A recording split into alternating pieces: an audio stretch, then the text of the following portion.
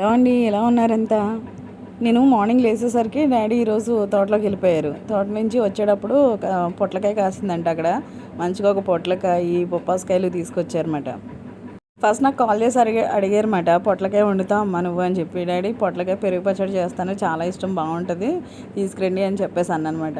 అరిటాకులో ఇట్లా ర్యాప్ చేసుకుని తీసుకొచ్చారు. మా తాతయ్య గుర్తొచ్చాడు అనమాట. అంటే మా డాడీ కూడా అలానే ఏమైనా తీసుకొచ్చేటప్పుడు అరిటాకులో దాన్ని చుట్టుకుని తీసుకొచ్చేవారు. అండ్ బొబ్బాస్కాయ నేను చాలా ఇష్టంగా తింటానని చెప్పాను కదా ఇంతకుముందు కూడా.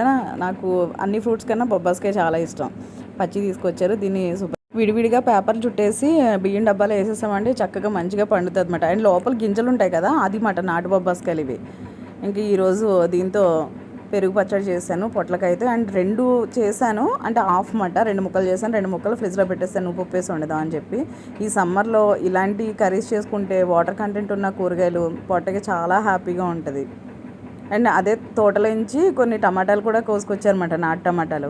సర్లే, అందులో కొన్నేమో పచ్చిగా ఉన్నాయి, కొన్నేమో పండు ఉన్నాయి. చిన్నప్పుడు అయితే మా అమ్మ ఇలా పచ్చి టమాటాలు ఎండి చేప వేసి ఉండేది, అదిరిపోయేదండి అసలు. ఏమైనా పల్లెటూరులో వంటలు అన్నీ కూడా సపరేట్ బాగుంటాయి కదా. సో ఇంకెలాగ 4 టమాటాలు ముగ్గిపోయినాయి కదా అని చెప్పి ఆ టమాటాలను ఇంట్లో ఒక సగం దోసకాయ ఉంటే టమాటా దోసకాయ పచ్చడి చేసేసాను. ఈ మునగాకు పౌడర్ అన్నమాట అండి, ఇది గ్రీన్ కలర్లో కనిపిస్తుంది. ఇది కూడా నేను మొన్న ఇంట్లోనే చేశాను అనమాట. ఫస్ట్ 2 ముద్దల్లో మునగాకు పౌడర్ వేసుకుని కాస్త నెయ్యి వేసుకుని తిన్నామంటే అసలు స్వర్గం అన్నమాట. అండ్ ఇమ్యూనిటీ పవర్ పెరుగుతుంది, ఐరన్ కంటెంట్ కూడా చాలా ఎక్కువ ఉంటుంది. ఇలా నా లంచ్ పెట్టేసుకున్నాను. ఎగ్స్ మానేసాం కదా, ఎగ్స్ తీసుకొచ్చారు డాడీ, ఆమ్లెట్ వేసుకున్నాను ఆనియన్స్ వేసి.